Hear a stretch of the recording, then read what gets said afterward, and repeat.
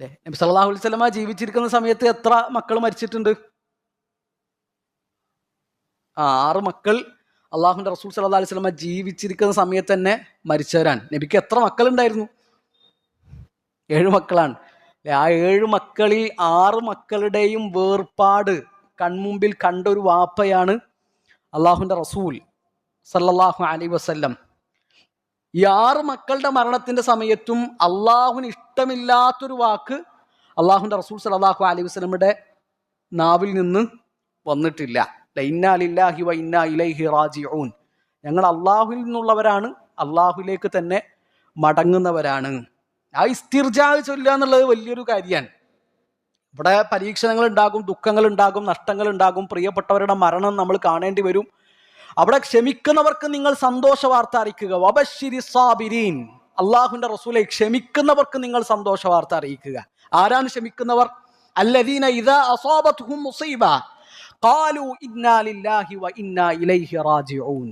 അവർക്ക് എന്തെങ്കിലും ഒരു ആപത്ത് സംഭവിച്ചാൽ അവർ പറയും ഇന്നാ ലില്ലാഹ, ഞങ്ങൾ അള്ളാഹുവിനുള്ളവരാണ്, വ ഇന്നാ ഇലൈഹി റാജിഊൻ, ഞങ്ങൾ അവങ്കലിലേക്ക് തന്നെ തിരിച്ചു പോകുന്നവരാൻ. ആ വാക്കാണ് നമ്മൾ പറയേണ്ടത്. ആ ക്ഷമക്ക് അതിന് അള്ളാഹു തരുന്ന പ്രതിഫലം ചെറുതൊന്നുമല്ല. ഇപ്പൊ മലക്കുകൾ ചെറിയ കുട്ടികളെ പിടിച്ചിട്ട് എന്ത് ചെയ്യും? ആകാശത്തേക്ക് വരും. ചെറിയ കുട്ടികളുടെ റൂഹിനെ പിടിച്ചിട്ട് മലക്കുകൾ അള്ളാഹുവിന്റെ അടുക്കിലേക്ക് വരുമ്പോൾ അള്ളാഹു ചോദിക്കും, ഖബളത്തും വലദത അബ്ദി, നിങ്ങൾ എൻ്റെ അടിമയുടെ മകനെ പിടിച്ചു അല്ലേ, മകളെ പിടിച്ചു അല്ലേ? മലക്കുകൾ പറയും നഅം. ഖബളത്തും സമറത ഫുആദിഹി, എൻ്റെ അടിമയുടെ കരളിന്റെ കഷ്ണത്തെയാണ് നിങ്ങൾ പിടിച്ചു കൊണ്ടുവന്നിട്ടുള്ളത് അല്ലേ? അതെ. അപ്പൊ അള്ളാഹുവിന്റെ ചോദ്യമാണ്, മാദാ ഖാല അബ്ദി, അവന്റെ ആ ചെറിയ പിഞ്ചോമനയെ നിങ്ങൾ തിരിച്ചെടുത്തപ്പോൾ എന്താണ് ആ മനുഷ്യൻ പറഞ്ഞത്?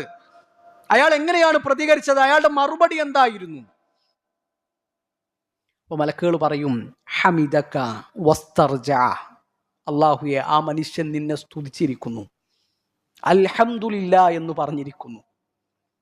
വസ്തർജഅ ഇന്നാ ലില്ലാഹി വ ഇന്നാ ഇലൈഹി റാജിഊൻ എന്ന ആ മനുഷ്യൻ പറഞ്ഞിരിക്കുന്നു. ഞാൻ അപ്പൊ അള്ളാഹു മലക്കുകളോട് പറയാണ്, ഉബ്നു ലിഅബ്ദി ബൈതൻ ഫിൽ ജന്ന വസമ്മൂഹു ബിബൈത്തിൽ ഹംദ്, നിങ്ങൾ എൻ്റെ അടിമക്ക് സ്വർഗത്തിൽ ഒരു വീട് പണിതു കൊടുക്കുക. ആ വീടിന് നിങ്ങൾ ബൈത്തുൽ ഹംദ് എന്ന് പേര് വിളിക്കുക എന്നുള്ളതാണ്.